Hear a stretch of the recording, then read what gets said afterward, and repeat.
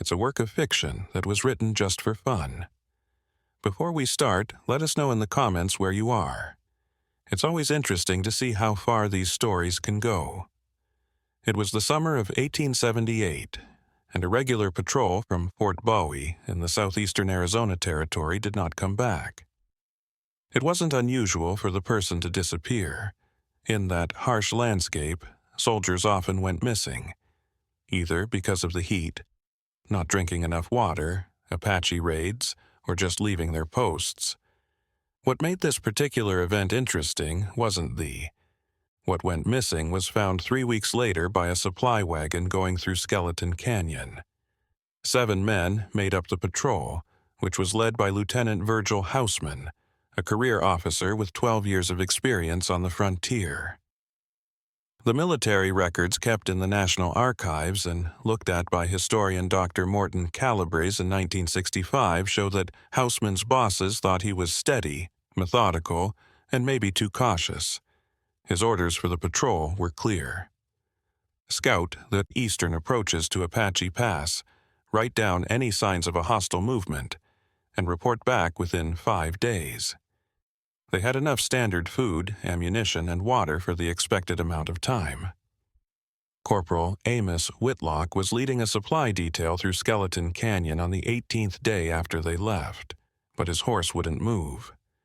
The animal was clearly very scared and was backing away from something the men couldn't immediately figure out. Whitlock got off his horse to look into it and found that he was partly hidden behind it. The body of Private Duncan Vess was found on a rock outcropping. For a man with little formal education, the corporal's official report, which was turned in on July 31, 1878, is surprisingly detailed. Vess hadn't lived in at least a week, and maybe even longer. There were no bullet holes, knife marks, or other signs of violence on the body. The private was on his back with his arms at his sides. It looked like he had just laid down and stopped breathing. His rifle was next to him, fully loaded, and his water bottle was half full. What scared Whitlock the most was he said that the dead man's face didn't show pain or fear, but rather something more like resignation or maybe acceptance. The position of the body was something Whitlock couldn't explain. It bothered him so much that he wrote about it twice in his report. Vess was carefully set down on a flat area of ground that had obviously been prepared for the job. Someone had gotten rid of the rocks and twigs, making a kind of bed.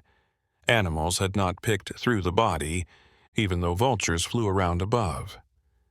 Strangest of all, there were 7 small cairns made of stacked stones, each about 1 foot high, set up in a perfect circle around the body.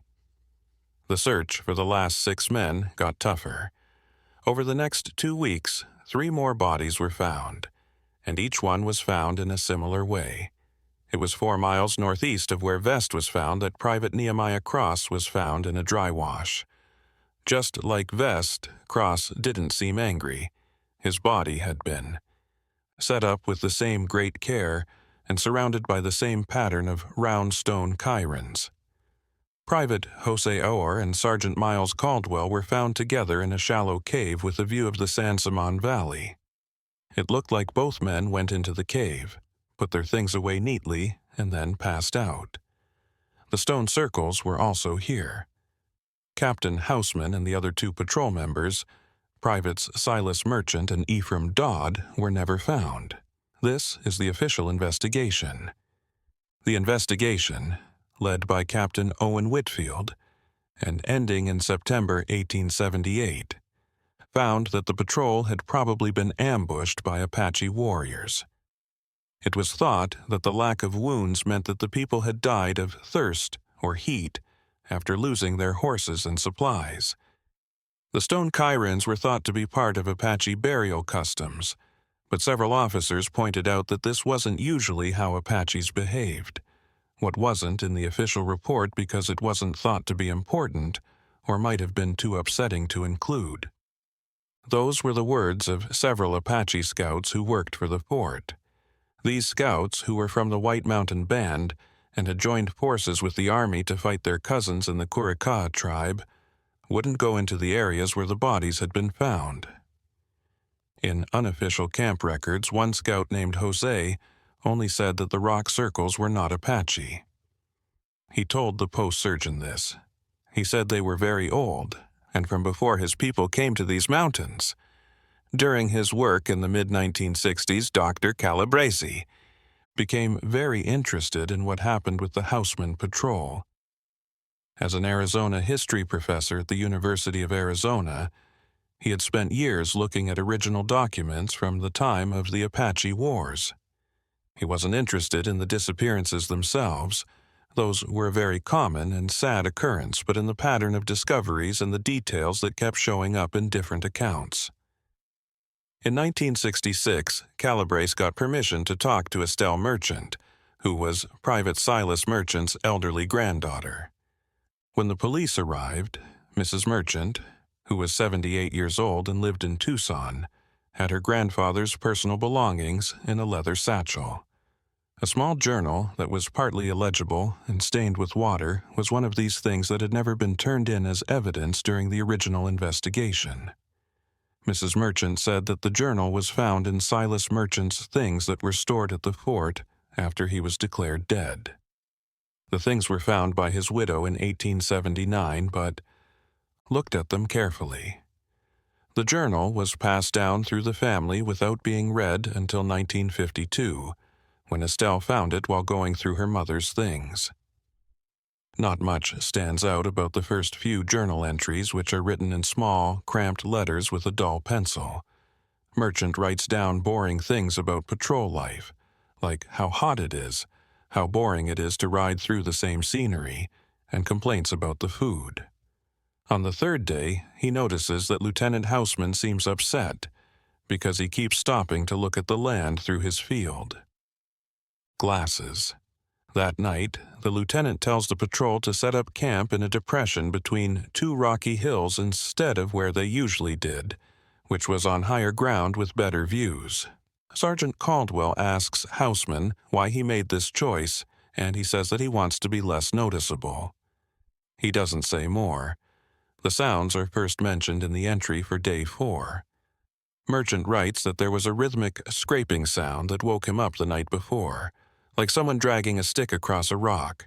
He thought it was one of his fellow soldiers moving around the camp, but when he woke up in the morning, no one said they had left their bedrolls. But what worried me more was how the horses reacted. During the night, the animals were antsy and kept pulling on their chains and rolling their eyes. One of Private Vest's horses hurt itself while trying to get away. The patrol should have returned to Fort Bowie by Day 5, but Merchant's handwriting starts to look less steady. What the patrol saw was what he calls A. The marker was left by an unknown person. It was made up of stones arranged in a certain way. Some of the bigger rocks had what looked like charcoal drawings on them. After looking at these markings for a few minutes, Lieutenant Houseman told the patrol to go southwest instead of following their planned route. Sergeant Caldwell asked Houseman what was going on, and he only said that they were being watched and that he didn't want to lead the person who was following them back to the fort. The record for that. The night is short but scary. Merchant writes, the scraping sounds are now constant. They go around the camp, staying just beyond the firelight. Lieutenant told us to be quiet and not look into it. He sits apart from us, staring into the darkness. The horses have stopped trying to get away. They just stand with their heads down, shaking. Day 6 was the start of the breakdown. Private Vess said at breakfast that he could no longer continue. When asked to explain, he just shook his head and left. Lieutenant Houseman tried to tell Vess to get back on his horse, but Vess didn't respond. He just sat there staring at his hands. After about an hour of this, Houseman decided to leave Vest behind with food and water, planning to pick him up on the way back. Merchant says that many people on the patrol seemed relieved by this decision, but no one spoke out against it. The patrol rode for about 3 hours before Private Dodd suddenly got off his horse and said that. He could see them now. When asked who he saw, Dodd pointed to a ridge in the west and said, "Those who make the noise are watched us from up there. You should be able to see them." No one else could see anything on the ridge. Dodd got more and more angry, insisting that the figures were there and had been following the patrol since the first night. Lieutenant Houseman told him to get back on his horse, but Dodd refused and started walking toward the ridge, calling out to the figures. Sergeant Caldwell rode after him and tried to wrestle him, but Dodd fought back with surprising strength, yelling that they needed to understand and that the figures were trying to tell them something important. Eventually, Dodd was worn out and fell down. He was put back on his horse, but he didn't move, and his eyes stayed on the empty ridge. Merchant writes that the lieutenant stopped the action and talked with Sergeant Caldwell alone for a few minutes. They decided to set up a temporary camp and wait to see if Dodd came back to himself. They chose a spot in a narrow canyon with steep walls on both sides to protect themselves from the wind and other people. That night, the scraping sounds were joined by a new sound that Merchant describes as a kind of humming or droning that rose and fell in pitch and seemed to come from the canyon walls themselves, vibrating through the stone. None of the men slept. Lieutenant Houseman walked around the outside of the camp, stopping every once in a while to listen. Merchant noticed that the lieutenant had a strange habit of counting under his breath by touching each button on his uniform coat over and over again. On the 7th day, Private Cross refused to leave his bedroll. He put his blanket over his head and whimpered while lying in a fetal position. When Sergeant Caldwell tried to wake him up, Cross started screaming, a high, sustained note that echoed off the canyon walls. Cross kept going until he ran out of breath. He then lay still and motionless. Lieutenant Houseman said they would stay in the canyon for another day. Merchant says that both he and Private Rohr questioned the decision. The lieutenant's answer was vague. "We'll wait until they finish." When asked what he meant, Houseman didn't answer. Instead, he walked to the farthest end of the camp and started carefully arranging rocks in a circle. Later in his journal, Merchant writes that he saw Sergeant Caldwell and Private Rohr talking quietly to each other in the afternoon of day 7. The two men kept looking at Lieutenant Houseman, who was still sitting in the middle of his rock circle and counting buttons. That evening, Merchant writes that he found Sergeant Caldwell crying and staring at the canyon wall. When Merchant approached, Caldwell said quietly, "I understand now why we came." This way, it was our job to find this spot. The last entry that can be read in the journal is from day 8, and it's written in a way that just barely looks like it was done by a merchant. Dodd is gone. He walked into the rocks at night, and Cross followed him this morning. Neither of them came back. Lieutenant says it doesn't matter. He says we'll all go when it's time. I can feel the humming in my teeth. Private Rohr keeps laughing. He's been laughing for hours. Can't remember why he started. The patterns on the walls are moving. I know they're not really moving, but I can't stop seeing them move. Caldwell is now building his own circle. 7 stones, always 7. After this entry, there are a few pages of scribbles and what look like attempts to draw geometric shapes. The journal then ends abruptly. Dr. Calabrese spent 2 years trying to figure out what happened to the Houseman Patrol. He looked at every document that was available and talked to the patrol's descendants in the case and made several trips to the area where the bodies were found. In personal notes found after his death in 1968, he talks about growing frustration with the limits of historical research. He writes in March 1967 that heat and dehydration don't explain the careful arrangement of the bodies, the stone circles, or the consistent pattern of behavior described in Merchant's journal. They also don't explain why experienced frontier. What really bothered Calabrese was the testimony of the Apache scouts who refused to go into the search areas. In his notes, he writes down a conversation he had with an old man named Josiah Kinja, whose father had been one of those scouts. Kinji's father told him that the areas where the bodies were found were known among some Apache bands as. Kinji made it clear that these were not ghosts or other supernatural beings, but something else. His father had told him that they were the remains of people who had lived in those mountains long before the Apache came, maybe even thousands of years earlier. They had learned to survive in ways that seemed impossible, living deep inside the rock formations and only coming out at night. They didn't attack in the usual sense. Instead, they drew people to them. Until the people came to the planned locations and stopped resisting, they changed their minds and actions. Calabrese, a strictly logical historian, had a hard time figuring out how to use this information in his research. In an undated note that was clearly written late at night, he admits, "I find myself drawn to explanations that my training tells me are impossible. What if the Houseman Patrol didn't get too hot and died? What if they were shown where to go step by step? The stone circles show that someone had a plan or an intention, but who? The Apache scouts were really scared, and these were men who had been brave in battle many times. What could make experienced warriors so scared?" In May 1967, Calabri made what would be his last trip to the search area. He hired a rancher named Harlan Wells as a guide because he knew the area very well. Wells led him to a place in the Chirica Mountains that locals didn't go because of something. The rancher explained that. Cattle wouldn't graze there, and horses were hard to control near it. Calibers took pictures and made detailed notes of the site. It was in a narrow canyon with high walls of striated rock.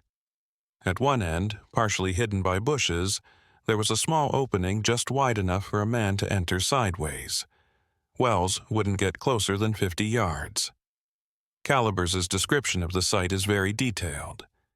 He talks about how sounds echoed and changed. He sees patterns on the rock faces that might be natural erosion or something else. The patterns looked almost planned.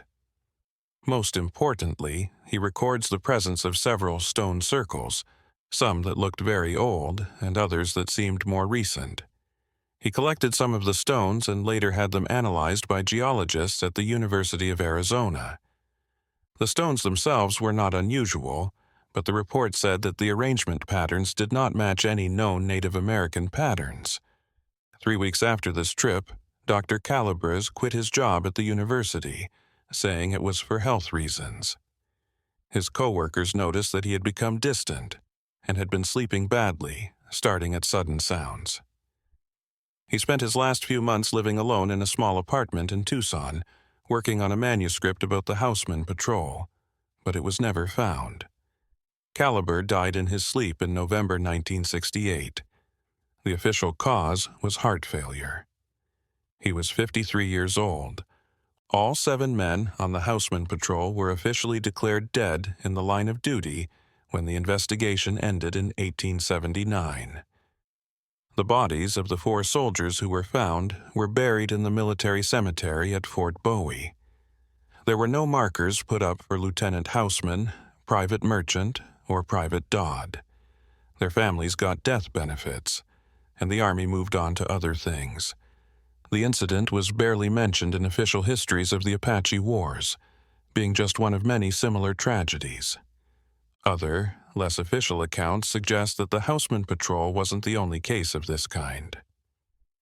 In 1963, Patricia Vinn, who was writing a social history of frontier military life, found references to at least 6 other disappearances in the same general area between 1872 and 1886. In all of these cases, small groups of soldiers or civilian travelers went missing, and bodies were found in strange ways or none at all. Vinn's notes, which are kept in the archives of the Arizona Historical Society, show that these cases are linked. She planned to look into these patterns more deeply, and she did so on one research trip to southeastern Arizona in July 1964. Her last known letter was a postcard from Wilcox, Arizona, to her sister on July 19, 1964. It simply said, "Have found something significant. I'll explain when I get back." Patricia Vinn never came back. It was left behind on a Forest Service road north of Portal, Arizona, on August 2, 1964. No sign of Vinn herself was ever found, the most in-depth. The journals of Minerva Gaines, who was married to a civilian freighter who worked on the border between 1875 and 1881, give a first-hand account of what life was like for Apaches on the frontier at the time. Gaines was a smart woman from Massachusetts who wrote down every day what she did with the goal of writing a book about life on the frontier. Her journals, which she gave to the Bancroft Library at UC Berkeley in 1932, are 9 volumes long and contain interesting observations about the mind. Living in a place where violence can happen at any time is hard. In an entry from March 1877, Gaines writes about a conversation he had at Fort Bowie with a cavalry officer. The officer, whose name she doesn't give, told her about mountain spots that not even Apache raiders went to. He told them that he had talked to some Apache prisoners who told him that they knew that something called the patient ones lived in some canyons. When Gaines asked what this meant, the officer said that it was because of the people who were held as Apache prisoners were not hunters or chasers. They waited in certain places instead, and they lured prey to them in ways that the prisoners either couldn't or wouldn't describe. The officer said he had a hard time believing the stories, but he also said that a study of the locations of disappearances in the area showed a strange pattern of them all happening in the same few places. For Gaines, there was something that made her doubtful. She died in June 1878, just a few weeks before the Houseman Patrol disappeared. Went to Fort Wooga with her husband on a freight run. They went along the southern edge of the Chiricahua Range on their way. As they slept in a shallow valley on the second night of their trip, Gaines was woken up by a sound she described as rhythmic and mechanical, like someone working a bellows, but I couldn't figure out where it was coming from. Her husband and the 2 hired laborers were also awake. All 4 of them agreed they heard the noise, but none of them could figure out where it came from. The horses got antsy and pulled hard on their tethers. In her writing, Gaines said she had a strong desire to leave the camp and walk toward a dark crack in the rocks that was about 200 yards away. She stood up and walked before she even realized what she was doing, because the urge was so strong. Her husband pulled her back by the arm. They left camp right away and continued their journey by moonlight, even though it was dangerous to travel at night. In her journal, Gaines wrote, "I can't explain the urge I had. It wasn't fear that took me to approach that place, but in a way that makes me feel like I know it, like I've been there before and I'm just going home. This is probably the most disturbing part. If Josiah hadn't stopped me, I think I would have gone through that opening and not come back. I would have been happy to do that. There were thousands of pages of official reports, letters, and testimonies written by the military in the Southwest after the Civil War. Most of them are about the boring details of keeping a colonial occupation going in unfriendly territory. Some, though, have details that point to a bigger mystery. A request for supplies from Fort Bowie in October 1877 asks for a lot more lantern oil and candles than they normally would need. This is explained by the fact that men on night patrol say there is a greater need for lighting in certain areas. A report on casualties from the same time period says that an unusually high number of soldiers wanted to be sent somewhere other than Fort Bowie because they were sick in some way. It is known that 3 soldiers had. All of them were empty in the same month. All of them were last seen leaving the fort and going into the mountains nearby. There was a lot of desertion. Most of the time, soldiers going to California or Mexico. But these men went off into a very dangerous area where they would not have been able to survive without supplies. One letter that might tell you the most is one that Dr. Absalom Kerr, the medical officer at the fort, wrote to the Surgeon General in Washington. The letter from February 1879 talks about an increasing number of what he terms nervous exhaustion among the soldiers at the fort. Dr. Kerr says that the symptoms in affected men are the same: having trouble sleeping, staying alert, focusing, and becoming obsessed with certain features of the landscape around them, which he calls irrational. A number of soldiers had asked for more time off because they said they could no longer stand being stationed so close to the mountains. One sergeant got so angry that he had to be restrained. He was then kicked out of the military. The sergeant is said to have told Dr. Kerr before he was let go that the mountains were full of mouths waiting. The letter was filed, but it looks like nothing was done with it. Dr. Kerr stayed at Fort Bowie until 1886, when most of the soldiers left. Geronimo's surrender led to the forced relocation of the last few Free Apache bands. When Kerr got out of the Army, he moved to Denver and quietly worked as a doctor until his death in 1904. He never wrote anything about what happened at Fort Bowie, but the Denver Post's obituary said that he served with honor in the Apache Wars and dealt with the mental scars of that service with honor and silence. There aren't many answers to be found in the landscape itself. The Chiricahua Mountains are mostly the same now as they were in the 1870s.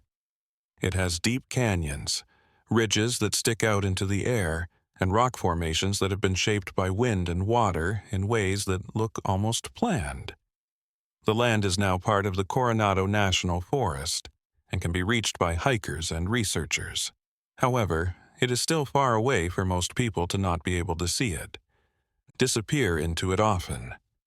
Every year, search and rescue operations are held to find lost hikers, but not all of them are successful. In 1952, a geological survey team working in the area said they had found a group of caves in a very remote part of the range. The caves stood out because of how deep they were and how regularly their passages lined up. In their preliminary report, the team said that they might be important for archaeological research because they seemed to contain evidence of where people have lived for thousands of years. The next year, a more in-depth exploration was supposed to happen, but Dr. Emile Forescu, who led the survey team, died in a car accident before the trip could happen. The project did not start up again. It looks like the exact location of these caves was written down in field notes that have been lost or mixed up. Over the years, many attempts have been made to move them but have failed. What's left are questions that can't be fully answered through normal methods of studying history. The Houseman Patrol made a series of choices that, looking back, seem to have been planned to take them farther from safety and into more danger. Each body that was found was carefully arranged, which suggests that someone had a plan rather than just letting them fall out of the sky or be exposed. Effort and planning are shown by the stone circles, but why? The repeated descriptions of sounds, the mental decline, and the urge to do something. These details show up in a number of separate accounts, spanning many years. One possible reason is that the stress of frontier military service and the harsh environment led soldiers who were already prone to mental illness to share delusions. But to accept this explanation, you have to agree that different groups at different times all had the same symptoms and behaved almost the same. It means not believing what Apache scouts said, who were experienced men who knew the land well and didn't show any other signs of being superstitious. It means ignoring the fact that incidents tend to happen in groups near clearly identifiable locations. Environmental factors like being exposed to a natural compound that has effects on the brain could be another reason. Minerals that give off gas can be found in some rock formations, especially in small spaces like caves. In theory, long-term exposure could lead to symptoms like those described in the accounts. But this kind of compound hasn't been found in the Quirca range, and this theory doesn't work. Describe the careful arrangement of bodies or the building of stone circles. Some researchers have also suggested a third possibility, which has never been formally stated in academic work. The area was inhabited by remnant groups of pre-Apache peoples who came up with survival strategies that European and Apache observers couldn't understand. These groups may have used sophisticated psychological warfare to keep people from entering. They may have used sound effects, visual displays, and carefully planned discoveries to do this. Where they lived in secret. Over many generations, they got better at these tricks and learned to take advantage of people's fears and weaknesses when they came into their territory. Some of them may have died out or been absorbed by other groups, leaving only the stone markers that showed they were there and what they did. This explanation is better because it doesn't involve anything supernatural and still explains why the events happened in a planned way. It does, however, bring up its own questions. So how would such a group of people have been kept secret during the decades of heavy military activity in the area? Why would they have used methods that got people's attention instead of just staying out of sight? And what was the actual way that they changed the way their targets behaved? The record of history doesn't give a clear answer. Instead, it gives a pattern, a group of events and testimony that suggests something other than the official story of the Apache Wars happened in those mountains. Whether, it's still not clear if that thing was completely human, showed how humans have adapted to live in harsh environments, or was something else entirely. After 1886, some parts of the fort at Bowie were taken apart, and most of the structures were left to rot. It is now a National Historic Site, and only a few of the walls and foundations are still there. There are still rows of white markers in the military cemetery with the names of soldiers who died in the area. They include the 4 Houseman Patrol members whose bodies were found. Got better. Visitors say they sometimes feel uneasy in some parts of the site, especially near the cemetery at night. People usually don't believe these reports because they come from going to a place where violence and death are common. There are no markers or names on the places where the patrol members were found. They are still the same, remote canyons and rock formations that can only be reached by people who are willing to hike for hours through rough terrain. It's not clear what the Forest Service thinks about these. Areas that go beyond the usual warnings about hiking in the desert. Sometimes, someone says they found stone circles or other strange markings, but these claims can't be checked out without exact coordinates or detailed documentation. Andrew Sorrell, a graduate student at the University of New Mexico in 1969, started collecting stories about people going missing in strange ways in the southwest borderlands. His study was mostly about the years 1850 to 1900, looking for patterns in places, times of the year, and situations. Sorrell was able to get into military records, newspaper archives, and the collections of the local historical society. He wrote down details from more than 40 cases that were similar. Small groups going missing in remote areas, bodies being found in strange ways when they were found at all, and people saying that they heard strange noises or were having mental health problems before the disappearances. In March 1969, Sorrell turned in his thesis proposal, which was the culmination of his work. In the proposal, he explained that he wanted to do fieldwork in southeastern Arizona, focusing on areas that were found to be clusters in his earlier research. His faculty advisor agreed with the plan, but had some concerns about safety and how it would work in practice. Sorrell left Albuquerque in early May with plans to camp and hike in the Chiricahua Range for 6 weeks. During the first 2 weeks, he kept in touch with his advisor via radio, telling him that he had found some interesting places and was taking pictures of them. In his last message, sent on May 19th, it said, he found a canyon that matched what he had read about in different historical accounts. He was going to spend the next day exploring a network of caves at the very end of the canyon. There was no further contact. As of May 24th, Sorrell had not checked in, so a search and rescue operation was launched. On May 27th, his campsite was found. It was well kept and had all of his gear. These things, his notebook and camera, were on the folding table where he worked. The last note he wrote in his notebook on May 19th says, "Tomorrow I enter thee." The historical accounts of strange sounds are consistent and measurable. I can hear them now, even from this distance. A low-frequency vibration that is almost at the threshold of hearing. The horses that the cavalry patrols said were getting antsy. This makes sense now. Animals would be more sensitive to infrasound. We'll write a lot tomorrow. Andrew Sorrell was never found. The search was called off after 2 weeks. His thesis advisor arranged for his research materials to be stored at the cave system Sorrell wanted to explore wasn't named clearly enough in his notes for anyone to find it. Forest Service workers who helped with the search said that the area had dozens of similar canyon formations, so any of them could have been his target. Margaret Dunstan, a retired anthropologist living in Tucson, was the last person to look into the Houseman Patrol's disappearance. Dunstan had spent her career studying pre-Columbian cultures in the Southwest. After she retired, she became interested in what she called cultural memory patterns, which are the ways that knowledge and fear of certain places persisted across different groups of people and time periods.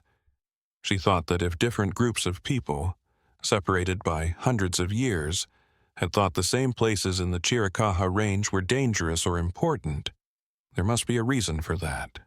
Dunstan worked quietly, without any institutional support or official approval. She talked to people who lived there. She talked to elderly people in the border area, especially those of Apache descent, and wrote down stories and descriptions of the land. Then, she compared these modern accounts with historical records to see if there were any similarities. In 1968, she put together her findings in a private manuscript that was never published. A copy was given to the Arizona Historical Society and is still in their research library. The manuscript is called Persistent Zones of Avoidance in the Chirica Region and lists 18 specific places that show up in both accounts. From records from the Spanish colonial period to the present day, each location is consistently described as a place that people instinctively avoid, or where strange things happen more often than random chance would suggest. Dunstan pointed out that some of these locations had been the scene of military or civilian disappearances in the late 1800s. She suggested that these places had some quality, possibly geological, acoustic, or magnetic, that affected human beings. In her last chapter, Recommendations for Further Study, Dunstan laid out a plan for testing the environment at each of the locations she had found. She suggested hiring experts in geology, acoustics, and environmental psychology to do in-depth studies. The project would need money and support from institutions, so Dunstan sent her ideas to a number of universities and government agencies, but none of them replied. In her personal papers that were found after her death, before her death in 1972, she was angry that she thought academics wouldn't look into things that didn't fit standard models. In a letter to a colleague that was never sent, she wrote, "They dismiss anything that does not conform to established models." There is a lot of evidence. Even though the patterns are clear, they choose to ignore the whole question because they don't know how it works. This isn't science. This is being a coward. In those mountains, people have died under things that can't be explained simply. More people will die, and we might be able to stop some of those deaths if we're willing to admit that we don't fully understand how people interact with some environments. What happened to Lieutenant Virgil Houseman and his patrol in the summer of 1878 is still a question. The official answer is that they died in the Apache Wars because they were out in the open and were attacked while they were in harsh terrain. This answer is clean, formal, and at its core, not satisfying. There seems to be something more complex going on, something that has been hard to put into simple categories and still isn't. One member of the patrol, Sergeant Miles Caldwell, wrote a letter to his sister in Philadelphia that may give the most accurate picture. The letter was written a few weeks before the patrol left, and it was found at Fort Bowie among Caldwell's things after he was pronounced dead. In it, he talks about the normal dangers of working on the frontier and how alert you have to be all the time. Needed. The damage that the land itself does. It's not sudden violence that wears on the soul that's something a soldier can expect and accept, but a kind of slow erosion. You start to feel like the land is aware of your presence and doesn't like it. The mountains watch. I know that sounds like the talk of a nervous man, but everyone who has been here long enough feels that way. The land watches and waits, and sometimes, for reasons we don't understand, it acts. The Chiricahua Mountains are still there. They are beautiful in a dangerous way, struggling and unbending in the desert sun. Hikers visit them for the promise of solitude and stunning views. Most of them return safely, but some report strange things happening to them, like hearing sounds they can't identify, feeling like they're being watched, and strong urges to explore areas off the maintained trails. These reports are rarely written down officially. They only exist as stories told by hikers. A person goes missing in the range every few years. Search and rescue teams are sent out, but sometimes they don't find anything. The official statistics call these events accidents, with people getting lost, dying of heat or cold, falling off cliffs, or running into wildlife. However, the statistics don't include the disturbing details that sometimes come to light, like the experienced hikers who went missing despite clear weather and good conditions. The strange circumstances of some discoveries and the fact that some places seem to have higher crime rates than geography alone would suggest. The stone circles stay, if they still exist. Wind and water are always changing the landscape, but in protected areas, rock formations can last for hundreds of years. If someone is hiking in the right place at the right time, they might come across a clearing where stones have been arranged in a way that looks like it was done on purpose. They might wonder who did it and why. They will think for a moment that they are not alone in that remote area. If they are smart, they will carefully remember where they went and never come back. The truth about the Houseman Patrol, the other disappearances before and since, and what really lives in those hidden places in the mountains may never be fully known. The historical record is incomplete. There isn't much physical evidence, and too much time has passed. What remains is a pattern that has been consistent across decades and different events. It seems that something in that landscape affects people in ways we haven't fully figured out. In the end, maybe the most important question isn't what happened to those 7 soldiers in 1878, but why the pattern keeps happening. If the dangers were only environmental, they should be consistent and predictable. If they were cultural or psychological, they should have gone away as the populations and circumstances changed. But the disappearances and stories keep happening, and some canyons keep being named. People who live nearby know intuitively why the areas are empty of people, even if they can't put it into words. As the saying goes, some doors are better left closed, and some questions lead to answers that are more dangerous than helpful. The researchers who have tried to solve the mystery of the Chiricahua disappearances have now become part of that mystery, adding their names to the list of those who went into the mountains and did not return. Return with what they were looking for, or not return at all. The mountains stay where they are and wait.